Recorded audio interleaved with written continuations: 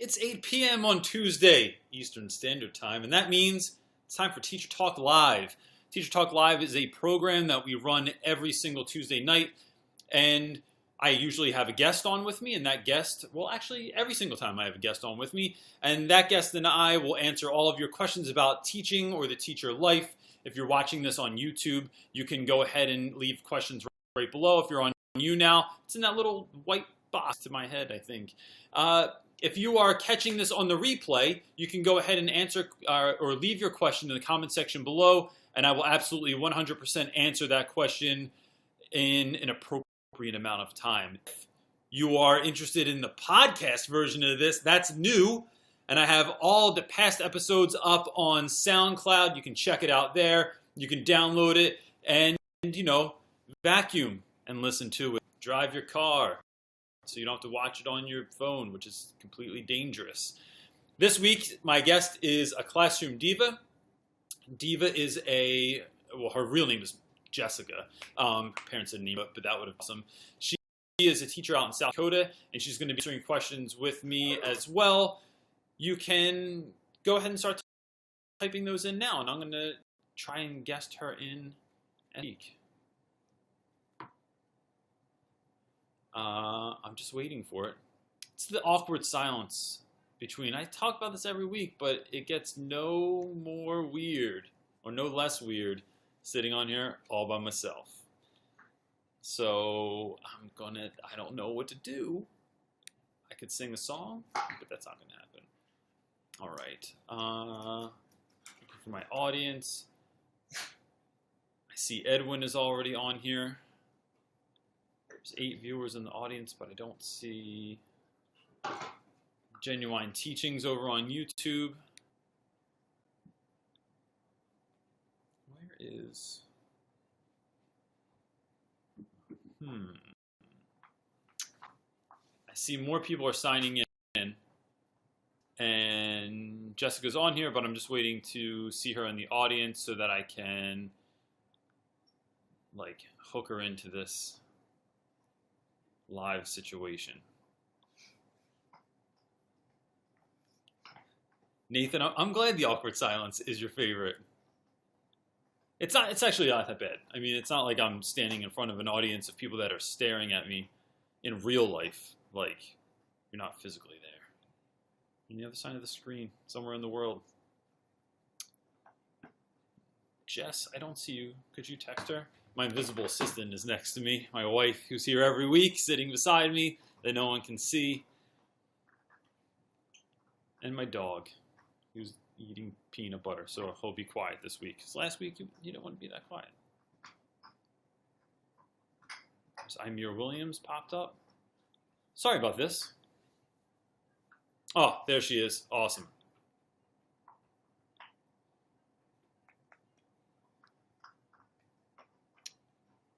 Connecting, maybe, possibly, hopefully. Hey! Hey! It's all right. Hey, sorry about that. How are you? Good, how are you? Awesome. Thanks so much for doing this. I really, really appreciate it. Absolutely. Sorry, I'm not the techiest person in the world. That's all right. That's all right. Yeah, I mean, you have a YouTube channel, so you're not too far off. Not too far off, yeah. Hey, guys! Hey, Kate! Oh, I love it. Oh, Jess, Kate's always on there, yeah. So, Jess, before we get started, could you tell everyone, just give a little bit of intro about yourself? Who are you? What do you do? That kind of stuff. Sure. So I am, I just finished up my 4th year of teaching. I taught 3 years of kindergarten, and this past year I taught 3rd grade. And now I am currently fostering one of my students. So for those of you who kind of threw that out there, you are correct. That's all of the information I can kind of give about it for now, but my life has been very blessed, and it's kind of been a whirlwind. So a lot of fun, but a lot going on right now. That's awesome. So what states have you taught in? We talked a little bit about this earlier, but did you teach kindergarten in South Dakota also, or was that somewhere else? No, I taught 3 years of kindergarten in Florida, and then I moved to South Dakota, and I taught 3rd grade here in South Dakota. Okay. Yeah. Excellent. And so will that be the same next year? So next year, it seems like we may be moving in the middle of the school year, and I probably am not going to start teaching full-time until we kind of end up or find out kind of where we're moving to. I probably will just substitute here and there until I can get my own classroom in the new place that we move. Okay, So, great. yeah, well, it's kind of up in the air right now. It's with so much going on, it's hard to kind of, pick an absolute of what I'm going to be doing next year. So, but I will be still making videos and kind of sharing some tips and everything. That's the great thing about this is that you can do this wherever you are in the world. It doesn't matter so much where you are. Yes, absolutely. Cool. So along that idea of tips, let me ask you, I know you love organizing stuff. I saw your video today about the book bins that you had. What are things, if there are, that you do in the summer to get ready for next year's school year? Sure. So usually the things that I focus on during the summer, organizing, obviously, I like to get all of the bins and baskets and things that I want to use the following year. I definitely recommend, obviously the Storix bins are wonderful, but I also recommend checking out Dollar Tree. They always have a ton of cute summer, very colorful, bright summer bins that are perfect for the classroom and very affordable, especially for teachers. And then another thing that I like to do is kind of plan my back to school and open house, all of those kinds of nitty gritty details of the beginning of the school year. Getting labels kind of laminated and organized and, everything that I can do ahead of time, especially teaching elementary school, really kind of helps transition into the beginning of the school year because pre-planning week is always very busy, as you probably know. Lots of teacher meetings and staff meetings and just trying to get settled into sometimes a new classroom, a new grade level. So anything that you can do to get ready during the summer definitely helps. Yeah, I think that's a hard sell for some teachers. Like some teachers, I feel like you can tell that they were doing their homework on Sunday nights or Monday mornings instead of getting it done ahead of time. Because, the truth is there's never enough time in the beginning of the year to get all that stuff done. Right. You just can't, because there are meetings and there's all like paperwork to do and other kinds of stuff. Everything that you don't want to be doing in the beginning of the year when you want to just like set your room up and get ready for your kids. And so, the fact is that, doing that stuff in the summer and making sure that you both leave school the year before on a really good foot and that your room is in a place that you want it to be and your organization's in a place that you want it to be, and then setting yourself up for success when you go back in September is really, really important. And I find that I loved, like, once August rolls around, like, that's where my mind starts going is, like, what do I want to do this year? What kind of changes do I want to make? Absolutely. And, so I think that's really important. Can I turn it on to you for just a second? I'm just curious, in the high school world, what do you typically do as a high school teacher to kind of get ready for that beginning of the school year? Is it a little bit different? It is. That's a really good question because I don't have I feel like elementary teachers have tons more stuff than high school teachers do. Yes. But my room is, I've been moved to so many different rooms since I started teaching that when I finally got the room that I'm in now, I decided I never want to get moved again. So I put things in there so that I would never get moved. I built a tree, an 8-foot tree out of driftwood in my room. I saw that. That's cool. Awesome. Yeah, right? So it serves no educational purpose. Or I have all these flying books that I like attach to my ceiling, and I painted all of my walls in chalkboard paint and built my own bookshelves and like put them all over the wall. And they're permanent installations. Like if they come down, there's gonna be like 100 holes in the wall. So the great thing about that is I don't have to take anything down. Like no one expects me to move my tree at the end of the year or take my books off the ceiling. And the school really, really loves it. I think at first they were a little bit hesitant, but now like every time we bring folks in that we're trying to get them to donate money to the school, or there's someone that we're trying to show the school off to for whatever reason, they always bring them to my room. So I really don't have to do much because all my stuff stays up for the whole year. I'm so jealous. I'm so jealous. We move around so much that I can't do that. So I'm so jealous. Props to you. That's amazing. Yeah, it's crazy, and I'm really glad that it doesn't that I don't have to deal with that stuff. So my little bit of stuff that I do have that I have to move, I just make sure that's super organized before the beginning of the summer so that I don't have to figure out what I did with everything before I start up again. And I'd like to throw just a little quick tip out there, if that's okay. Is that okay for those of you that are watching? So as you can see, you guys, he does not have to move classrooms a lot, whereas I do, just because we do move around for my husband's job quite frequently. And one thing that I do, I actually have my bins at my house, and they are all labeled by month or by theme. And maybe I can do a video on that sometime this summer. That would be kind of cool, just to show you guys how I organize my school materials, my classroom materials at home, because I can't really take them back and forth to the classroom all the time, because that would be a lot of extra work, I think. You know. Yeah, that's a really great idea. I feel like that would be a great summer video too for people. Definitely. To go back in the fall. So our first question of the night is Miss Sydney Owens says, how do you collaborate with teachers that have a completely different teaching style than you? That's a good question. I feel like that could be a YouTube question also, and also collaboration in school. But what's your experience with that so far? I mean, I think that you can learn something new from all teachers. I have taught with a large variety of teachers who have very different teaching styles than my own.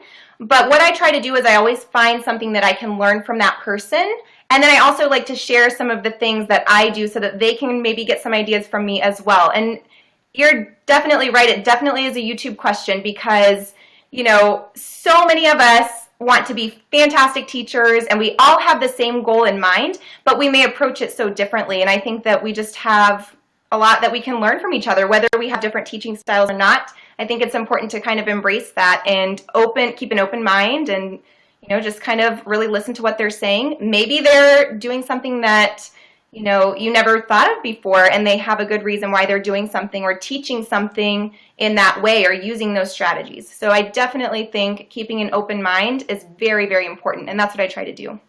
Yeah, I think that's a great point. I like the idea that you brought up of celebrating the differences. Like, I've had to co-teach with a number of people that we were just obviously different, and the students pick up on that a lot. And then what the kids will end up doing is like deciding who they like better. And I think it's about showing how unified you are too, like making sure that you and the teacher put up this front that, you know, we're together. We're not trying to be better than one another, because all that does is discount every single thing that comes out of the seemingly lesser teacher's mouth, right? So if they try and put their foot down, the kids will look to who they like better instead of the other teacher. They don't really want to listen to what they have to say. So I think that's really, really important, is to, even if you have to fake it, even if you don't really like them that much, you know, you might be stuck. And so it's best to find some sort of commonality, like have them over your house for dinner, to go out for drinks or something like that, and find some kind of commonality, and then just decide that you're going to stick together and not let the kids kind of separate you. Absolutely. Because that can happen very quickly, yes. Lexi M asked, how did you decide what grade you both wanted to teach? I know that I want to be a teacher, but I can't decide if I want to teach high school English or elementary for the life of me. So how did you pick? So I actually have wanted to be a teacher ever since I was 7. I remember setting up my stuffed animals like in my garage. Do you remember those overhead projectors that teachers would use with the little transparencies and the vis-a-vis markers? Yeah. So I asked for one for Christmas for probably 5 years in a row, and I never got one. I love you, Mom, but yes, I asked for that. I've always wanted to be a teacher. As far as the grade level, I really didn't know what grade level that I wanted to teach, but I knew that I had always loved younger kids. My brother and I are 9 years apart, and so he's 9 years younger than me, and so I always felt kind of like a second mommy to him, a mother figure, and I always helped my mom out with him while he was little, and I think I just really took to him because he was younger than I was. I always did babysitting and things like that, so I knew that I wanted kind of at that point to teach in the younger grades, but I didn't want to limit myself, so I did end up substituting anywhere from pre-K through 5th grade, and I did substitute in some special needs classes as well. And what I found was that, and I promised myself that I would never teach third or above. I promised myself. I was like, I will never teach third grade or above. I want second or below. And lo and behold, I taught third grade this year. So, I loved it. But I think, just kind of testing the waters, dipping your toes into different grade levels and just finding out the different pieces that you like is important. I loved kindergarten too. There are a lot of things that are different even between kindergarten and third grade, but I didn't know that I would love third grade as much as I did if I didn't try it. So I have not been brave enough to try middle or high school, so you can kind of share on that side of it. But for me, I've always loved the little ones, and I don't know how high I would go, like as far as past third grade, but third grade was a lot of fun, and I really enjoyed it, even though that's not what I wanted to do from the beginning. But I ended up loving it. Yeah, that's so funny, because I think it depends on your personality a lot. Mm-hmm. That if it feels to me that teaching elementary would take a particular type of personality, and teaching high school would as well. In terms of kids, I know I have friends that are terrified of high schoolers. They don't want They're as tall as you. They're weird.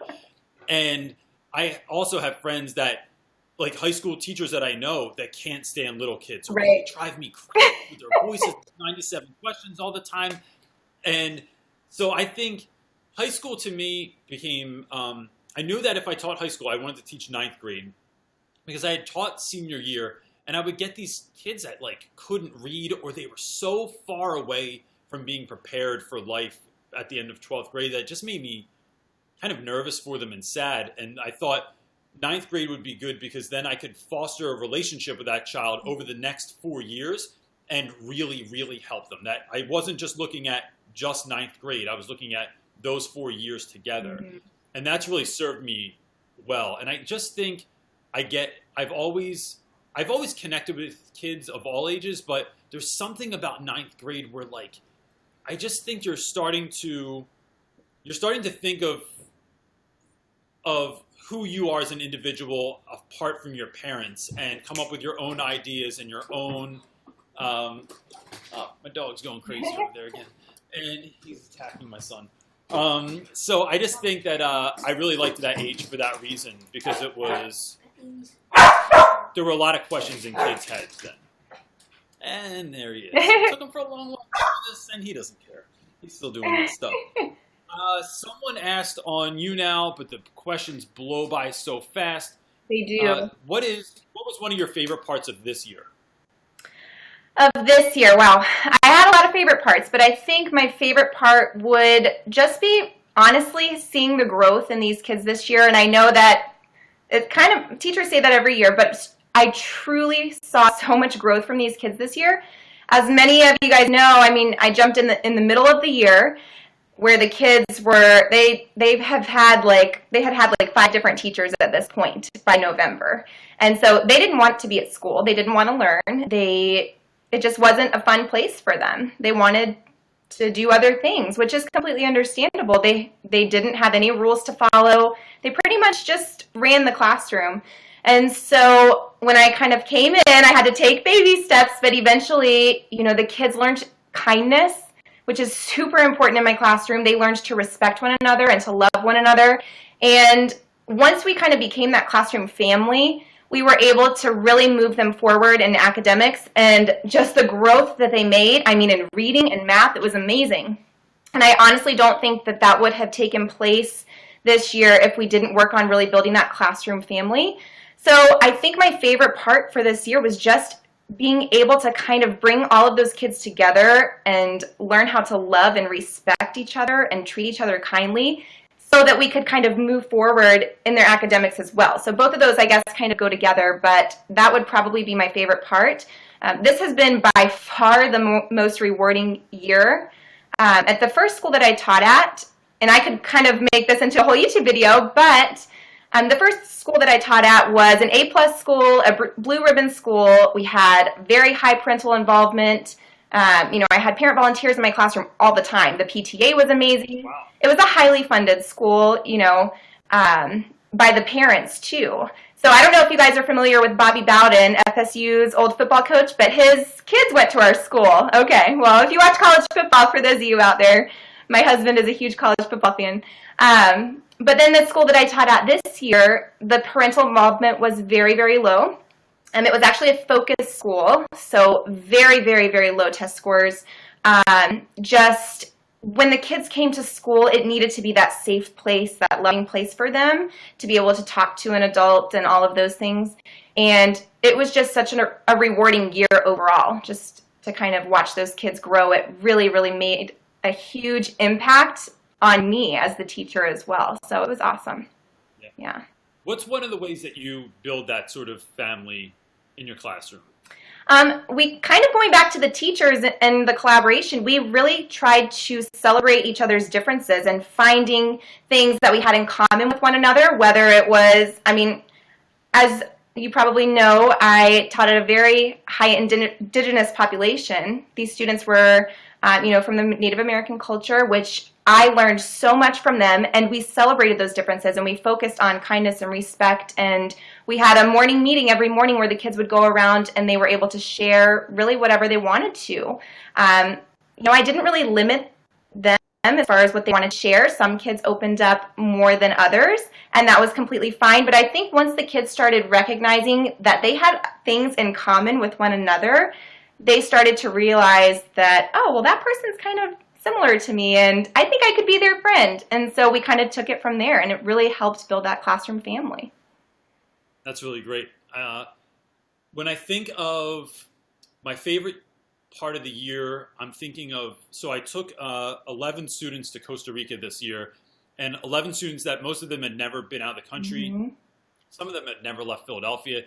Most of them had never been on an airplane before. So it was really challenging because the first day, or the second night that we were there, we were on an island in the middle of nowhere. Like, we got on a boat for 2 hours and went down a river until we got to this tiny little humble family hotel that we stayed at. No air conditioning. There were lizards on the walls. It was blowing guys away. I mean, it was not West Philadelphia.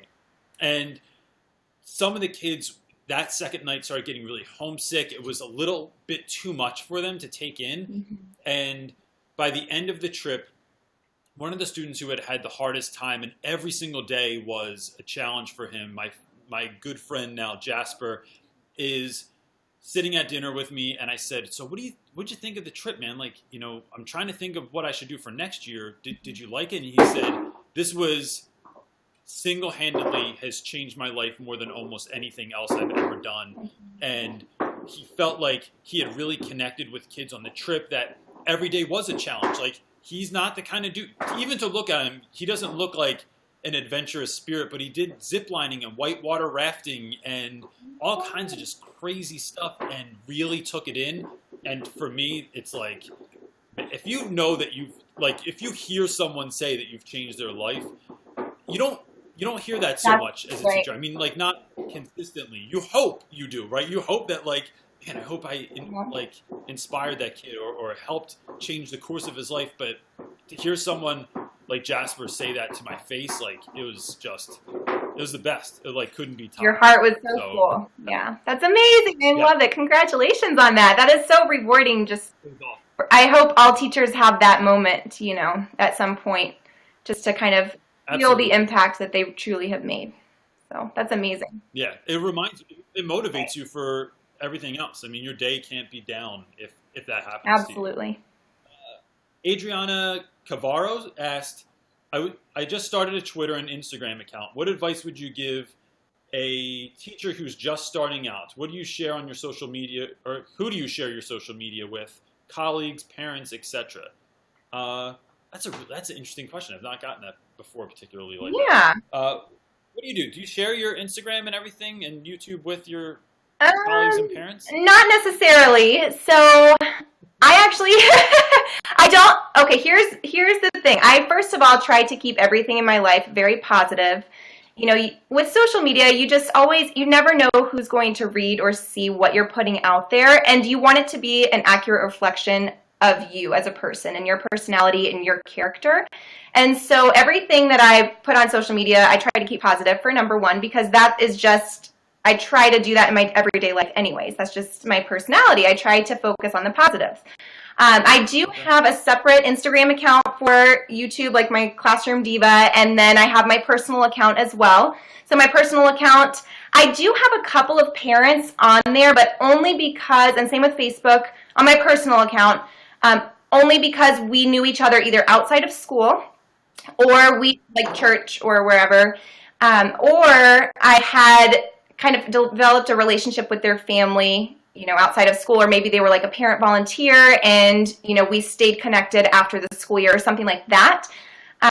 For me personally, I try not to really have parents and other people like that involved in my social media. Again, I keep it positive. There's nothing to hide. I don't know. Sometimes I want to keep my personal life separate from my professional life. But I don't necessarily think it's a bad thing either, you know, especially if you have a really good connection with that family or those parents or anything like that. So I think it really just depends on the situation and the school that you teach at and what the policies are for that as well. I know that some schools have a very strict policy on that, which is completely fine. And then some schools are more relaxed with that. So I think it just kind of depends on the situation at hand. Yeah, I think one of the reasons I would push to make it public, so I have my own private Instagram account as well that I don't really use as much anymore. I like the idea of my students having a chance to see into my life a little bit and see who I am outside of school. So whether that's just like I'm playing with my kids or we're eating out somewhere, to have a sense of like a more rounded sense of who I am, I think just benefits the teacher, because then the kids realize that like, oh, this is an actual human being. Like he has to take care of children at home, like walk his dog just like everyone else. And I just think that benefits me. Yes. I also think that in a world where my son, who will probably yell at me in a second, will come home from school and I'll say, hey man, what'd you do today? And he goes, nothing. And then I find out like something awesome happened. Like someone brought reptiles to the school and everyone got to touch a snake or something like that. Or they had like an outside day and they got to play with like really great stuff. I think kids are, I don't know, I did this when I was growing up. I would always tell my mom like, nothing happened. Right. And then she would find out what happened and she's like, that sounds amazing. Tell me and I about think it. Yeah. one of my hopes about YouTube going forward is to give parents a glimpse of the kind of things that are happening in school, like what that trip looked like or what our conversation kind of sounded like in class, or what's the vibe when your student is in the hallway and they're walking around or they're shaking hands, or are they getting along with other people? Like just little snapshots of that, of what the day is like. I wish I had that of my kids in school. I think it would be great. I'd love to know that you had library today, or this is what you did in gym, or you got to play with that parachute thing, like that everyone's been dreaming about ever since they were in elementary school. I just think that kind of stuff is priceless. And it's also, I think it's exciting too because it's chronicling it, right? Like the idea that our great-grandchildren will get to look back and see like what you looked like as a teacher, or what their great-grandfather looked like as a 9th grader in Philadelphia. That is cool. Seems Can I add so that's always really quick? In my head. So just something kind of fun to share that kind of goes along with this is my last year, I've been married a little longer than a year, and my kindergarten class was actually, they performed at my wedding. So we had that connection in the classroom, and then I sent home parent permission slips and all of this, and all but 2 of my kids were in my wedding. So it was really a really neat experience, and they performed a song, and I had a little saxophone player, and it was a lot of fun. So it was that cool connection, outside of the classroom. And yeah, we got to dance and do the whip and the nay-nay, and it was a lot of fun. That is hilarious. Yeah, next year's awesome. I'm glad it's good, kind of, I guess, that you're leaving that school, because how do you top that next year? Right. Next. Are you having an anniversary party that we're all invited? Exactly. This is the one I just got. What was the other one? The next question, Cece Moffat asked, how difficult was it for you to implement classroom management after you took over the classroom? That's a really good question. This is fantastic. Yeah. So, I mean, you did talk a little bit about like building that family, but is it something you think you could replicate? Do you think you just got lucky this year? What do you think? Oh, no, I didn't get lucky this year. I don't know. It was a challenge. And actually, if you watched the video on my presentation that I did in Sioux Falls, South Dakota and Spearfish, South Dakota, my whole presentation was about classroom management because of the strategies that I kind of used that worked, and then some that that didn't work either. So this particular class was so challenging that the principal actually came and she said, you know what, I'm not going to sugarcoat it. I want you to come and observe for a few days because this is a very challenging class. And nobody wanted to really take over the class because of all of the behaviors that were happening. And you can't really blame the kids because they just didn't have anyone consistent with them. So they just needed someone who was going to stick to the rules and the consequences and everything. But as far as classroom management, it took a long time, and yes, there were tears, and there were days, honestly, where I would come home and I'm like, oh, what am I doing? Crying to my husband, and he's like, this is going to be so rewarding. You can do it. You're an amazing teacher, which he's extremely supportive, and he's been there from day one. But it was hard. However, I think that's why it was so rewarding, because no matter what I did, and I mean, I had all kinds of comments from the kids, things that I had never heard before, like, you're the mean teacher. I've never been called the mean teacher until this year, and I was like, oh, I took it so personally at first, and then I realized that a lot of these kids are going through other things that things in school are triggering those behaviors based on their outside of school life. So yes, it was very, very, very challenging. However, with that consistency and making sure that you are holding those kids accountable is so important. If you say something, the most important thing one of the most important is to follow through with that. And so it's going to be challenging at first, but eventually, over time, the kids understand what your expectations are, and they will kind of do what they need to do. So it takes time, but it's definitely worth it. So don't give up. I think that can be a really like a learned trait. I don't know that everyone's ready for that sort of consistency, because you think that means I'm going to put my foot down, and the next time you do that, these are the repercussions. But what happens 10 times from now? What happens in March when that thing, happens again?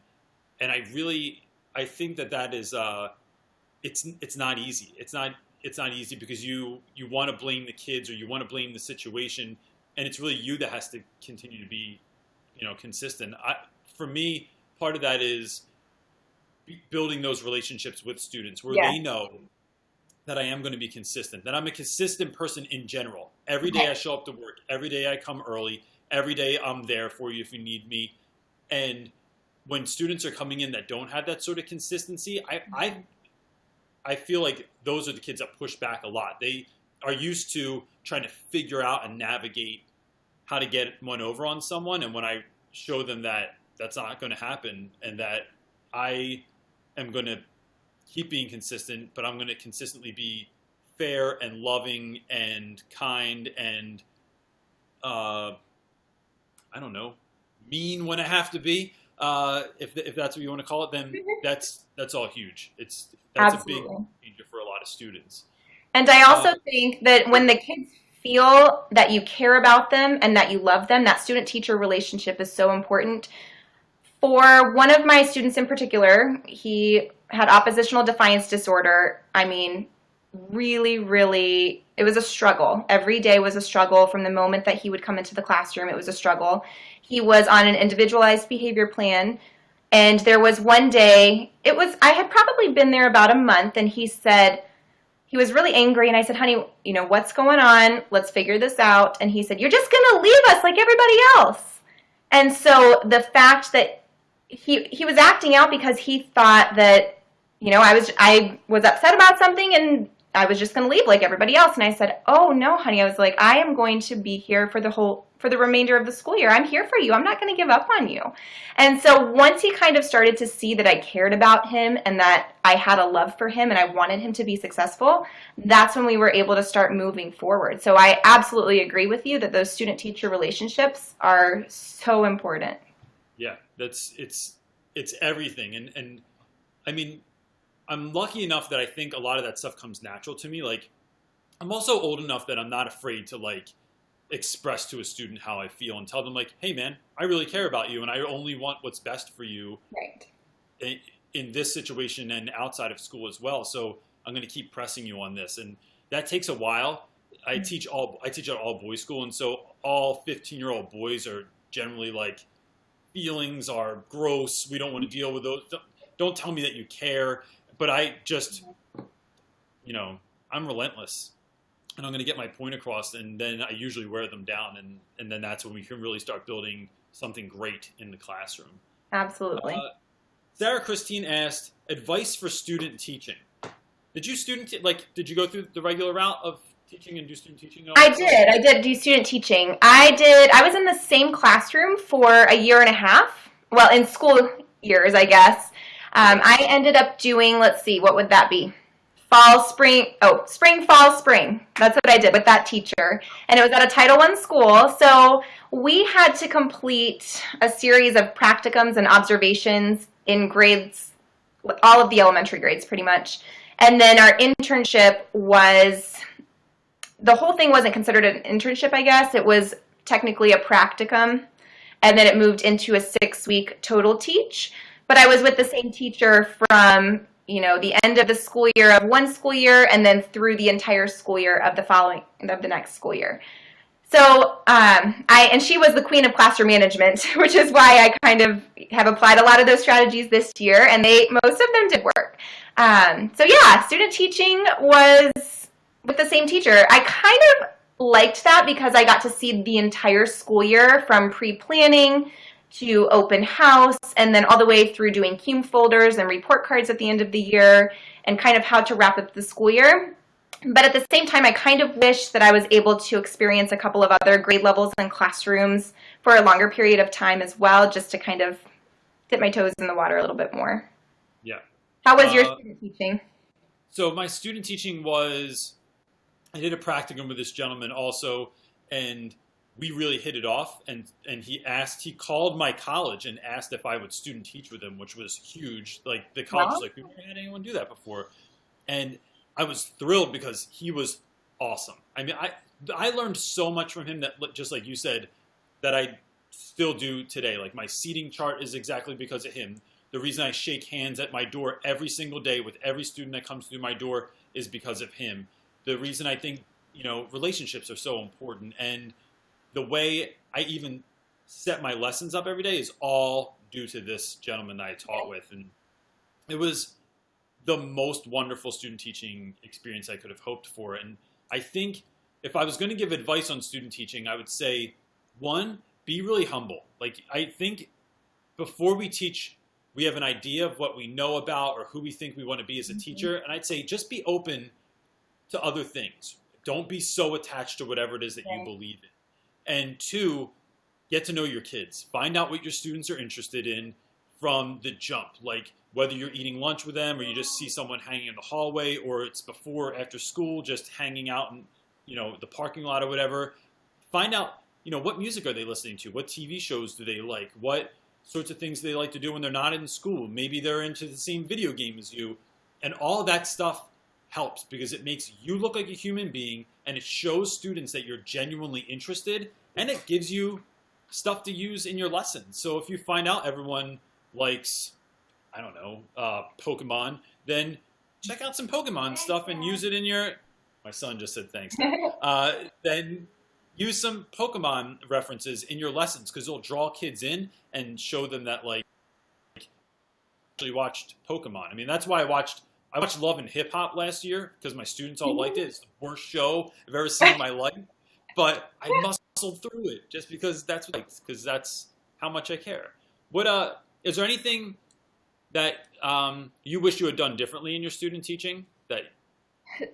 So one piece of advice that I was given during my student teaching, I do agree with keeping an open mind. I will have to say that. And then I was told that I was too nice at the beginning. I wanted to be the nice teacher. I wanted everybody to like me. I wanted the students to like me and think I was nice. I wanted the parents to approve of me being in the classroom. So I just wanted that approval, because when you do step into a classroom for the very first time, you're like, you think you know everything, but then you start getting hit with all of these things like, ooh, maybe I really don't know what I'm doing, but I'll just kind of, play it off and try to work with it.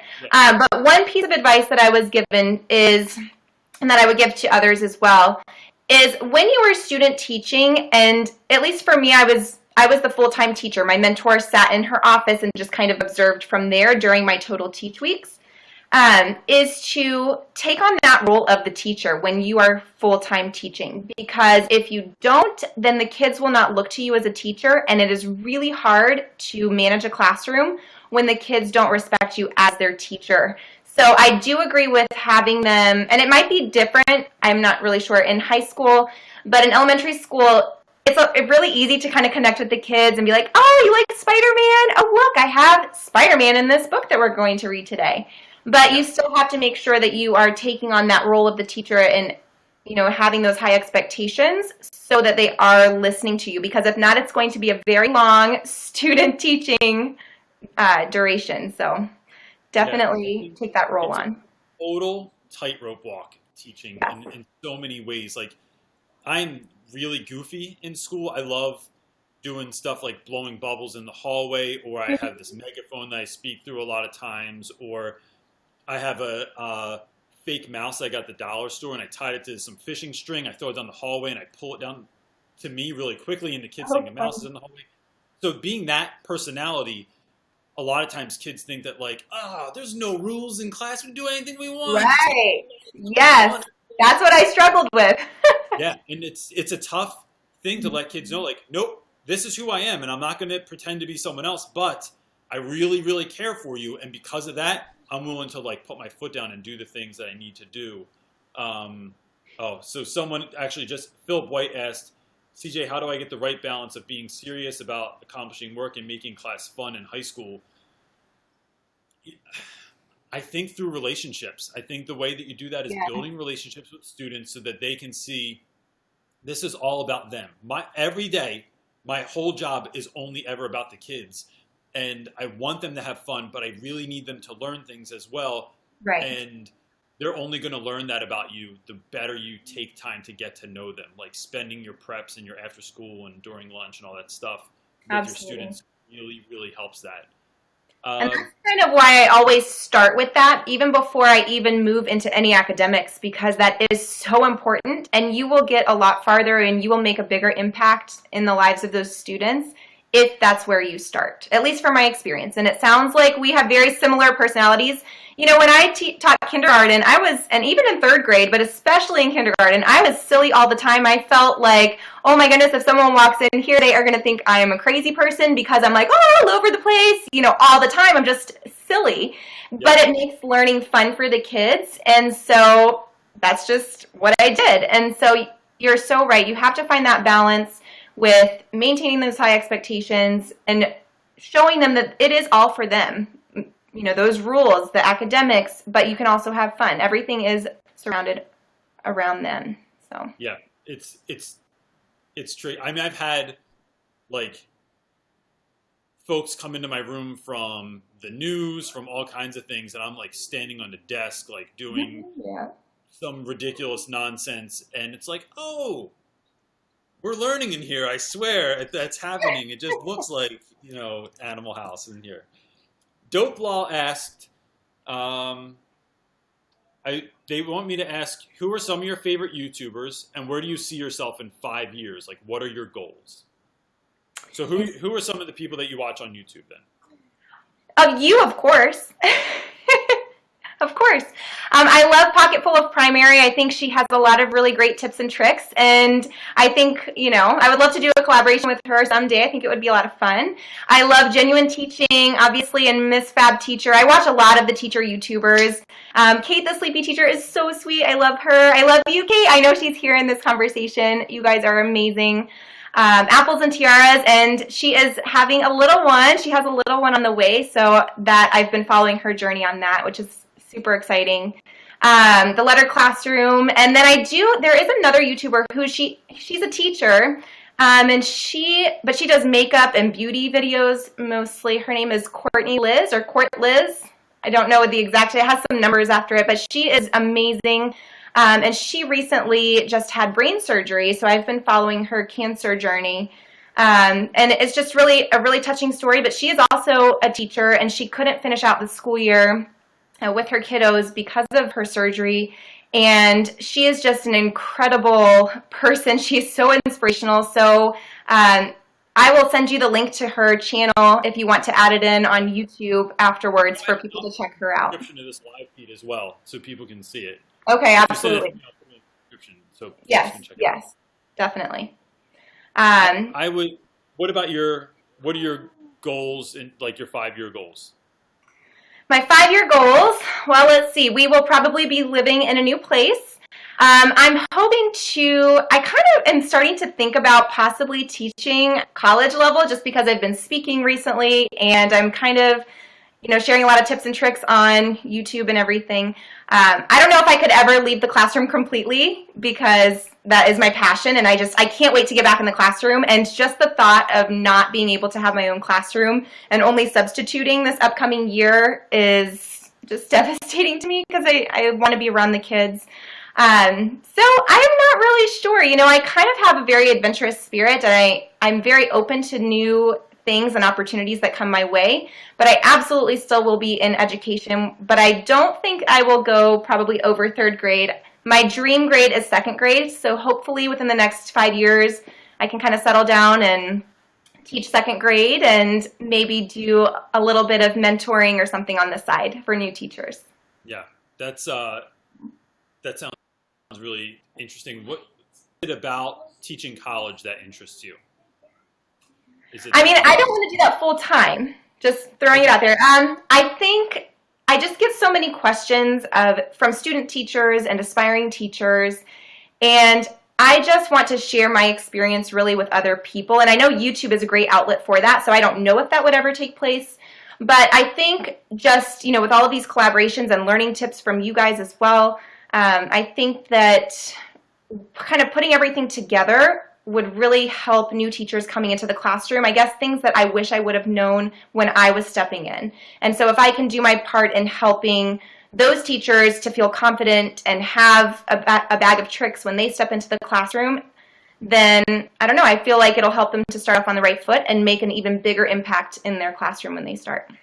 Yeah, I wish I looked for this kind of content when I was in college, and even in the first few years of teaching, and it just didn't exist. Like, no one was making videos blogs were around, but that just took so much time to kind of like consume a whole lot of that. And I also felt like I couldn't find anyone that was particularly like me or was creating a classroom environment like the one that I wanted. Like, I knew in my head what that looked like, but it was really tricky to be able to pull it off. And so that's one of the things I'm really enjoying about the YouTube community is someone like, one fab teacher, Miss May. I talk to her regularly now on the phone, or Kate the Sleepy Teacher I talk to once a week after the live feed to just see because she helps me in the comment section and stuff. And so those connections have been so invaluable to me because they're folks that I'd never run into you otherwise. You're in South Dakota. I went there once to see Mount Rushmore, but that was about it. And then I drove home. So that idea that I can connect with people from all over the world is fantastic. And like you said, it's not just the teaching piece, because although I love that, I love the mentoring piece. I love sharing what I know and ideas with people, which is why I do this show every week and why I make YouTube videos. But also getting feedback from other people that don't like something that I did, or were confused about how I said something, or had an even better idea on how to do stuff. It's so fun. And so if anyone was going to start a YouTube channel, I think someone asked that earlier, about social media. I would say just do it so you can connect with other teacher YouTubers, because some of the pictures I get from the Philippines of what someone sent me a picture of their classroom in the Philippines and said, what are your ideas on what I should do with this space? And That's amazing. So different than any classroom I'd ever been in. I'm like, this is fantastic. I love this stuff. That's so awesome. Great. Yes, absolutely. How has YouTube or vlogging affected your classroom? Do your kids know that you do this stuff? They started to kind of figure it out later on in the school year, and my principal was actually very involved too. She found out from a coworker and was very supportive. She would come in and be like, "Oh, are you filming for YouTube? You should film this for YouTube." And I'm like, I don't know, I feel a little awkward, you know. But they were so supportive. They asked me to present like at a staff meeting some of the content from YouTube and everything. As far as the kids, when they would see like a little tripod set up or something in the classroom, or if I was walking around and just saying, just keep going, you know. Yep. And then they kind of started to figure it out. I did take a lot of pictures in the classroom anyway. I've always been a picture taker because I like to do a CD for the kids at the end of the year, like a little video for them, a slideshow of some sort. And so they are used to having their picture taken all the time. So they didn't really think anything of it at first, but eventually they were like, are you videotaping that? I'm like, yeah, I am. Look at what you're doing, you know. So they think it's the coolest thing. And, you know, like my foster daughter now, she is like so into it. She'll be like, "Oh, can I go outside and do some gymnastics and film it on the iPad and make a video?" And I'm like, "Sure." Obviously, she's not posting anything, but she thinks it's the coolest thing. So it's a lot of fun. Yeah. That's awesome. I think the teachers at school, people know, but I don't think most adults that I know don't watch YouTube. So right. The question is Exactly. The most is like, well, wait, what are you doing on YouTube? Like, what's the deal with this? Like, why would you do that? And that's really just really funny to listen to. But the students all watch YouTube. I have students who primarily watch YouTube that don't even watch regular television anymore. Right. So in the beginning of the year, when I had just started out, they were, slightly interested. My kids are all about subs. Like, the more subscribers you have, now they can take you a little bit more seriously if you have more than like 10 people or 20 people. Once I passed like 100, they were like, "Reynolds!" Wow! Yeah. Huge, man. But it's been a great connection point for me with the students. And I have high schoolers, so the guys that I know, and I know their families, get to be in the videos. Mm-hmm. And that's a really big deal to them. Or if I edit someone out, like if we did something and it didn't work, they're like, "Reynolds, you cut me." They're like, "We should fill the classroom with balloons one day." And I'm like, "No, that will take the please do that. That would be so much fun." It would be awesome. I'm like, who's coming after school to help me fill up, 10,000 balloons or something? And who's gonna get rid of them all when they're, when you're done with them? We did a video in the fall where, for my daughter's 7th birthday, we filled her bedroom with balloons while she was sleeping in a loft bed. So it was all the way up to the bottom of her bed. And then when I came into school, the kids were like, "We need to do that in the classroom." And I'm like, "No, we can't." Like, my lungs hurt. I love it. So yeah, it's been a really great connection point with the students. Definitely. We got a question. Cece Moffat asked, have you ever done a project-based learning, STEM or STEAM, and how was it if you ever did anything like that? We, at my old school back in Florida, we kind of did STEM as a school-wide project. So all of our project-based learning, we really honestly didn't do a whole lot of it in kindergarten. But I did do some of it during our, I guess it was kind of a collaboration during our student teaching with some of the other student teachers. We kind of did some things related to like manatees, like we adopted a manatee and we were doing some things with that when we lived in Florida. But as far as like STEM goes, it was more of a school-wide thing, and every year the students would have a STEM bowl, but it was only 3rd through 5th. And so kindergarten was not involved in that. We got to kind of cheer them on and watch until they kind of went to the regional level. But we were still involved in a lot of like the school improvement plan aspects of that. And it seemed like an amazing experience for those kids. And I definitely think that we need to bring it down more into the primary grades. Yeah, we have it in our school, but it's not for the literature department or English department. Oh, right. Yeah.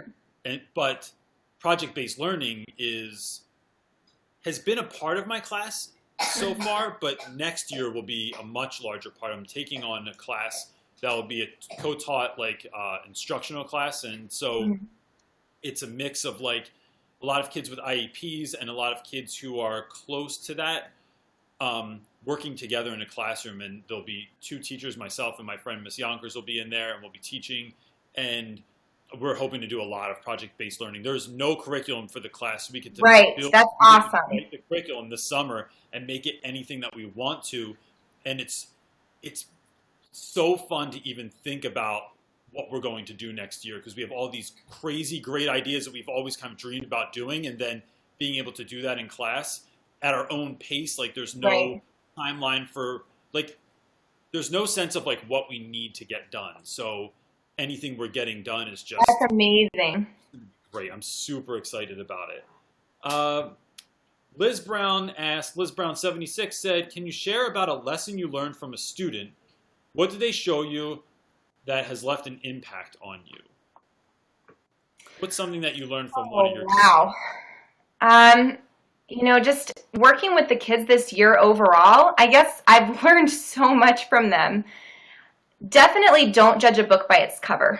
You know, a lot of teachers will say the apple doesn't fall far from the tree, or things of that nature, and just don't judge a book by its cover. Don't judge the student based on what you see. I know that it's so important to keep in mind that all students can learn. Obviously, you need to differentiate your instruction and make sure that you are reaching that child in the way they need to be reached. But I just think it's so humbling and, you know, just so rewarding to make sure you're not judging the book by its cover. There's so much more to those kids than what we see at school, and you just have to understand that. I think that's so important. Yeah. So I guess mine's not really very specific. Sorry. I think I could just be here all day if I was sharing so many things, and, you know, for confidentiality as well. There were so many things that I learned from the students that really opened my eyes this year. And I feel like a new person. I feel like a better teacher. I feel like a better person overall. My heart is a lot more fuller than it was before. And I've learned so much from them this year. Yeah, I really love, I mean, I think that's a really good point. The idea of like not judging a book by its cover. And I really like that you said that, because I think anyone can apply that to their school, no matter what type of school you're teaching in. I had a student 2 years ago that Miss May loves a story. This is like her favorite story, she tells me. So he was really angry every single day in class. He was always writing on the cover of his notebook, wouldn't do his work, was really rude to my co-teacher that I had in the room, wouldn't listen to her when she spoke to him, was like belligerent with her. And one day I told him that that I was giving him detention. He had gone too far and he had detention. His detention was that for every day that week, he had to eat lunch with me in my room. And so we eat in there. I have 20 to 30 kids in my room every single day eating lunch that opt out of eating in the lunchroom. They just will like grab their food and come up to my room.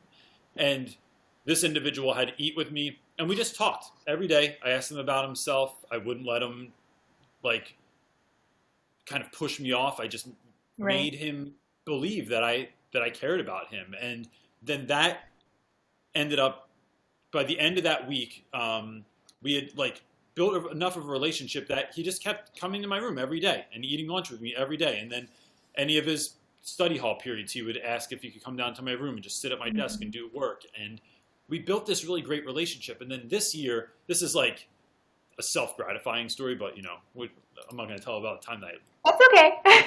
So he was in my room, and he was telling another teacher about the thing that changed him from becoming like a student who didn't want to do anything to someone who really, really cared.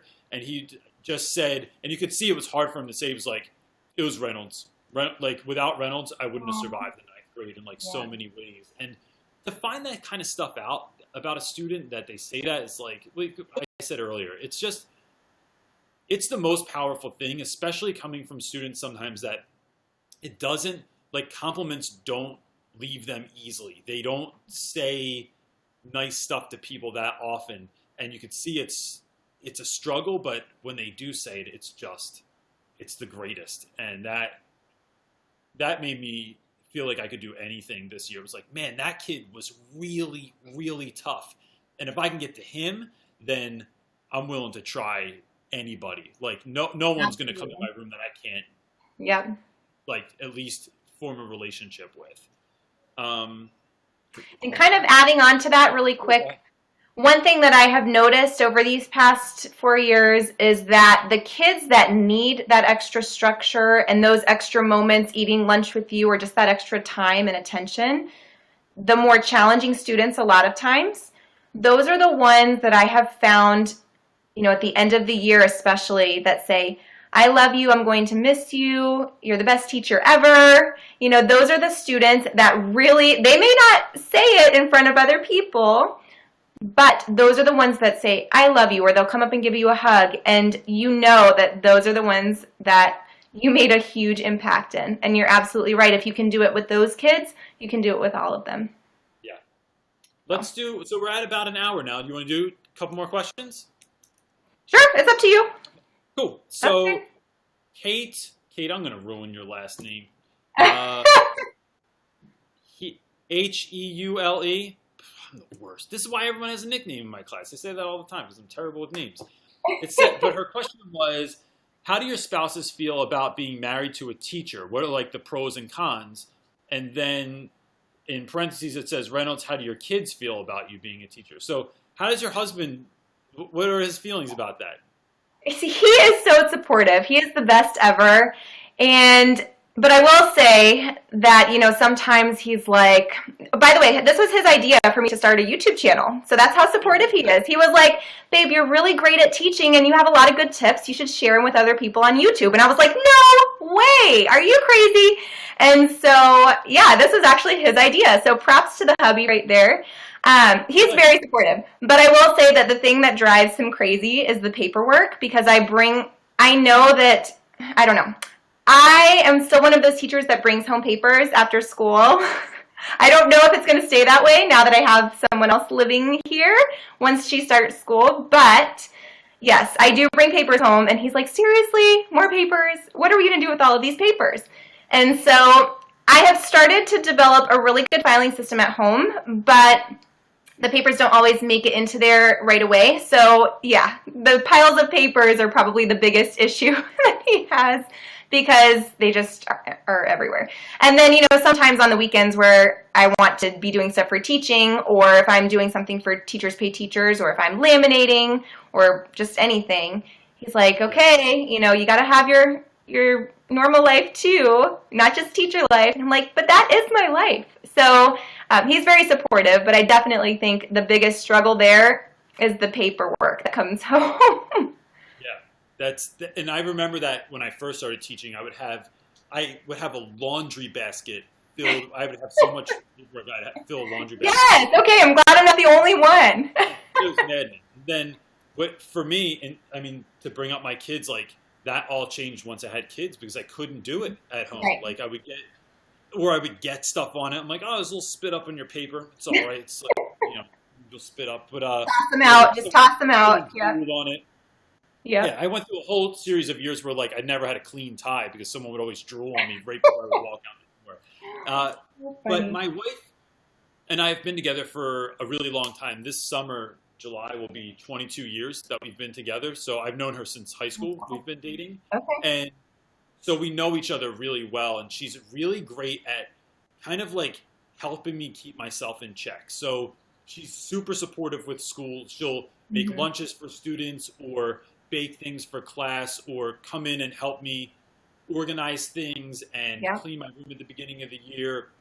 When I used to build sets for the plays, she would come in for hours upon hours on weekends and help me, when I was kind of losing it because there was so much going on, calm me down and help me figure out what needed to be done next. And so we're really, I get a lot of credit for YouTube and school, but my wife plays a huge part in that. She's like the silent partner. She's the silent partner that's sitting right next to me right now that no one can see. It's really funny. She's hiding her face right now. There it is. I love it. That's so awesome. We're high school sweethearts too, so that's so fun. I love it. Yeah, it's really great, and it's been really awesome. super beneficial. My kids don't care, right? So like they think it's cool.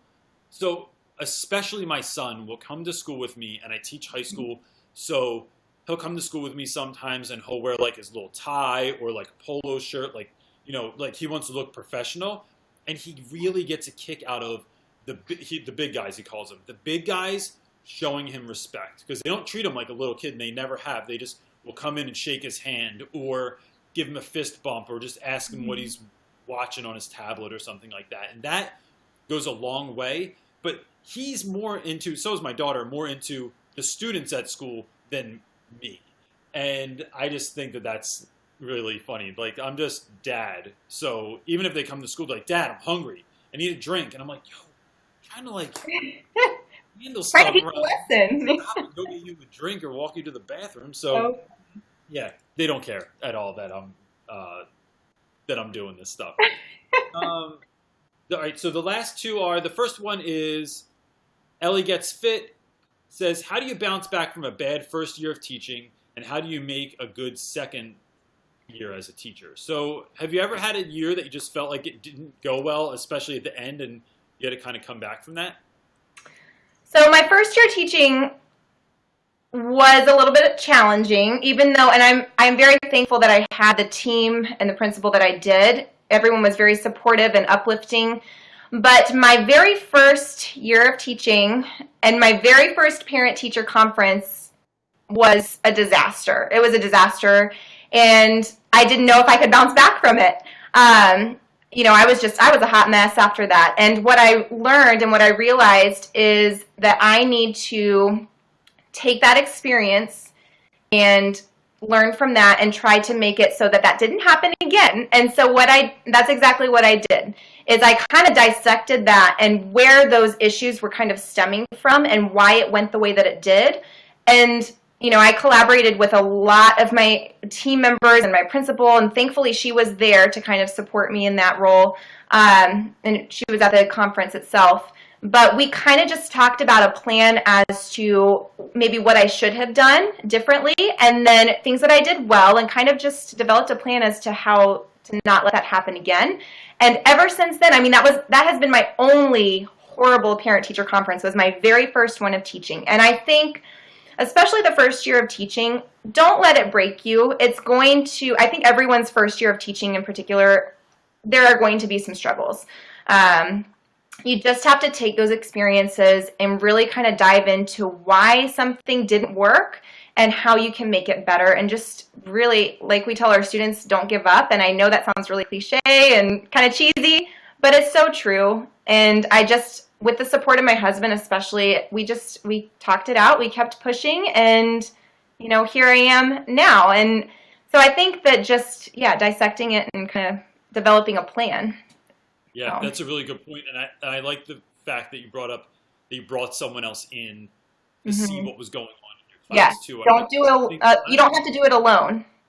No, but that can be so embarrassing to let people know, like, you're admitting that you don't have it all together, that like even someone who's as cheery as you are, as positive as you are, like, gosh, if you couldn't do it, how am I ever supposed to be able to do this? But I think building that community of teachers around you that support one another, and if you have an administration that will support you, what that also does is it gives you a chance to hear what other people are seeing. Because I feel like a lot of times in class, we think we know what the problem is, or we think we know what the solution is, and someone else might be able to say, nope, this is what's happening. You need to look at it from this perspective.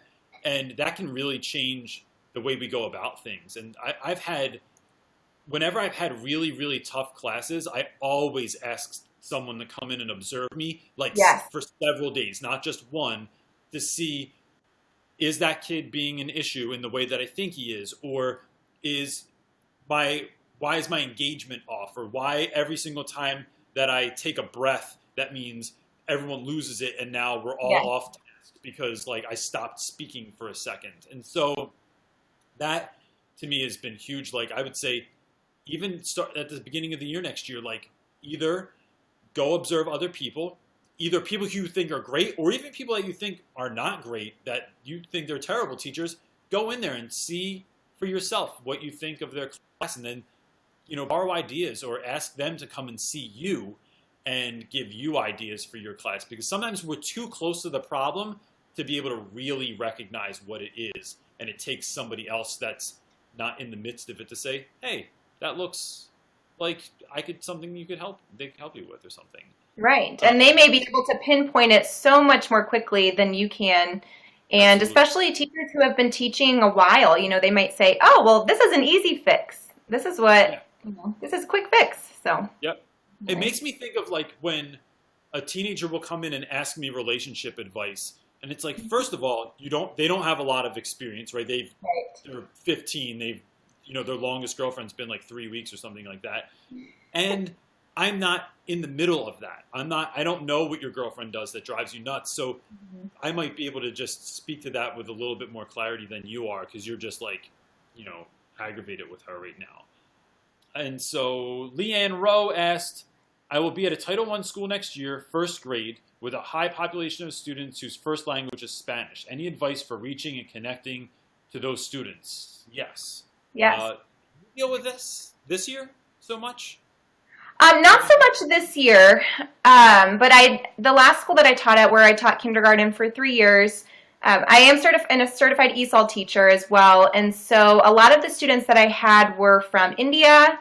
I had a couple of students from Korea, and then I did have a couple of Spanish-speaking students as well.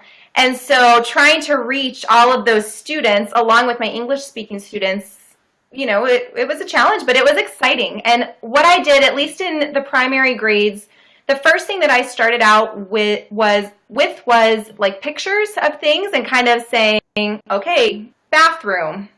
And then you would say it in their language. Or just finding things that they can understand in both, Spanish and English. Another thing that we used at our school was Rosetta Stone. And so the kids would have it on their iPad in the classroom. And they would practice the English language on Rosetta Stone in the classroom, which helped a lot. I had one of my little students who was from Korea. When she came into the classroom the very first day, the only thing that she could say was, fine. How are you? How are you today? Fine. That's it. When she had to use the bathroom, she would just go over and kind of point to it, and I would try to teach her, that's the restroom or the bathroom. When you have to use the restroom, this is where you go. And so by the end of the year, she was talking pretty fluently in English, and it was just amazing to see that growth. And I think that Rosetta Stone and using a lot of visuals and pictures and modeling things in the classroom especially, which we do a lot in the primary grades, really, really helped her with that. And I think that would go with Spanish-speaking students as well. But I saw a tremendous growth in that particular student. Yeah, I think, so when I taught in Camden, New Jersey, I'd say about 60% of the population of my school spoke Spanish at home. They knew very, very little English. And for me, it was, especially at that age, kids get embarrassed that they don't know how to speak English, that everyone else that's around them, they feel like can converse with one another and carry on like these conversations or just tell jokes and know what everyone's talking about. And for me, it was letting those kids know that I see them, that you are extremely important to me, and that I will go as painstakingly slow as I need to so that you understand what's going on. And I would have kids come in during lunch or before, after school, to reread a story that we read in class that they really struggled with, or they have no idea what's going on. But more than anything, I wanted to build their confidence up so they felt confident to say, I don't understand something, or I have a question, or I have no clue what we're talking about or where we are right now. And because I learned very little Spanish while I was there, but even that was important to me, to learn like a few words so that when someone came in, I could say that, and they felt like, all right, this guy, like, I'm going to work too to like meet you in the middle. That's what I'm willing to do. And so I think that's huge. You want kids to feel safe enough to ask questions and to say, I don't understand. And, relationships are how you get there, and patience. Realize that if they don't speak perfect English by the time they're done your first grade class, like, it's okay. They'll go on to someone next year, and that will keep building. And so don't beat yourself up about like if you didn't get to where you Right. that particular student. What was that question? Someone asked, this will be our last question. Okay. How can people see the video of the conference you taught on classroom management? The presentation? Are they asking about the presentation? I think the one you referred to earlier, yeah.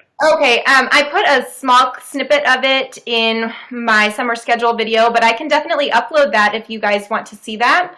I don't know if it recorded the whole thing, but I know it recorded at least 30 minutes. So I can check on that for you guys, and I can definitely upload that so you can see the presentation on that as well.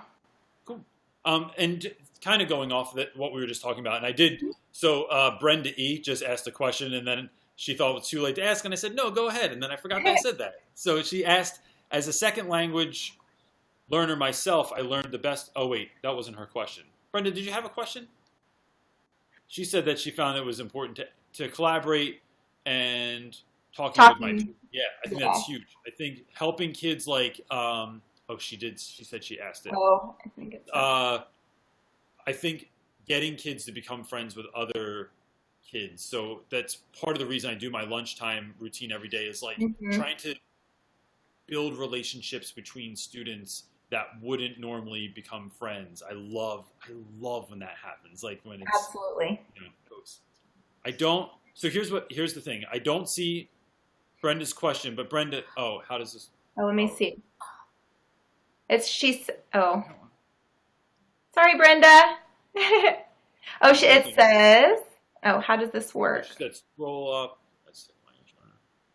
Hold on, Brenda. By the way, thank you, Marta.